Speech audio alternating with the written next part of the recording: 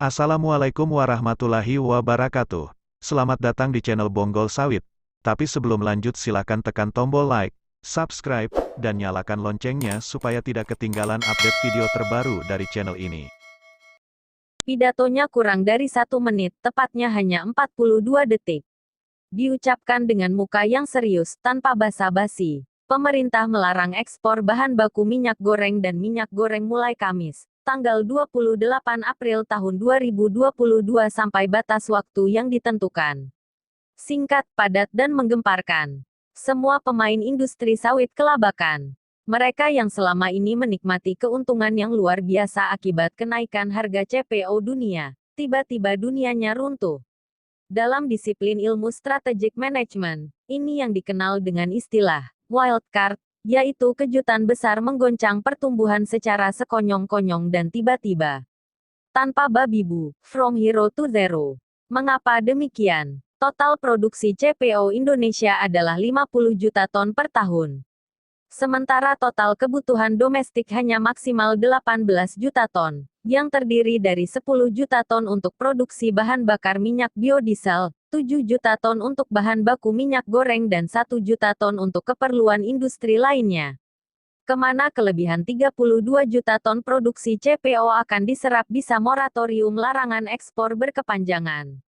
Sawit itu tanaman yang panennya tidak bisa dihentikan oleh kekuatan apapun. Ini adalah berkah Tuhan yang melimpah untuk Indonesia. Tambang batu bara bisa dihentikan eksplorasinya tanpa mengurangi kualitas batu bara yang belum ditambang.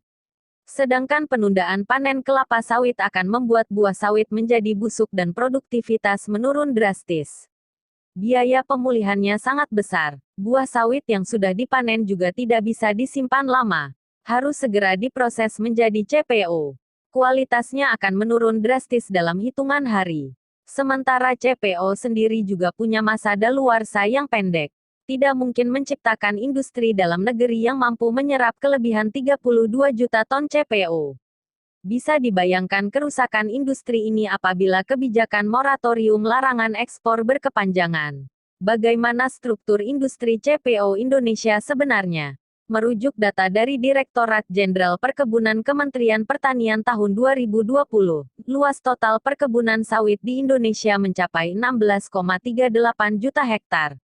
Dari luasan tersebut, pengelolaan perkebunan kelapa sawit di Indonesia saat ini sekitar 53% dikelola oleh perusahaan perkebunan swasta besar, 6% dikelola oleh perusahaan perkebunan negara, BUMN, dan sisanya atau sebanyak 41% dikelola oleh petani kelapa sawit termasuk petani sawit swadaya. Sedangkan jumlah petani kelapa sawit di Indonesia diperkirakan terdapat sekitar 2,67 juta kepala keluarga. Perusahaan swasta besar dan BUMN yang memiliki industri pengolahan lanjutan dari CPO, baik untuk bahan bakar minyak biodiesel maupun minyak goreng dalam jangka pendek akan mampu bertahan, walau menderita kerugian. Mereka akan menggunakan hasil kebunnya untuk memenuhi bahan baku industri lanjutannya. Sementara petani kelapa sawit tidak punya pilihan lain. Ibarat buah simalakama, kalau dipanen maka bukan hanya harganya akan terjun bebas, tetapi siapa yang mau membeli dan kalau tidak dipanen maka kebunnya akan rusak. Lebaran kali ini bukan lebaran terindah seperti yang sebelumnya dibayangkan oleh jutaan petani kelapa sawit.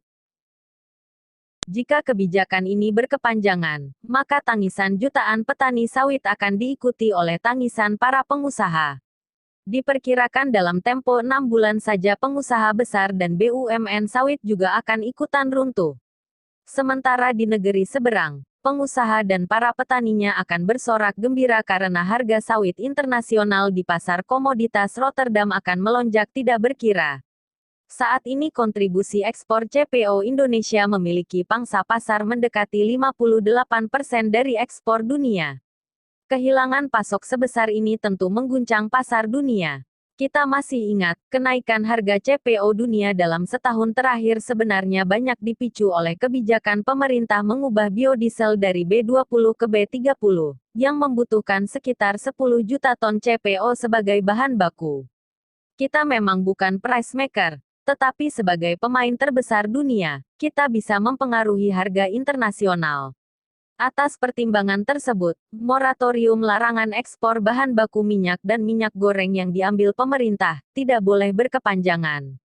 Sebagai sebuah shock terapi atas kenakalan para pemburu rente yang berbuat culas dengan tidak memenuhi kewajiban DMO, ini sudah cukup.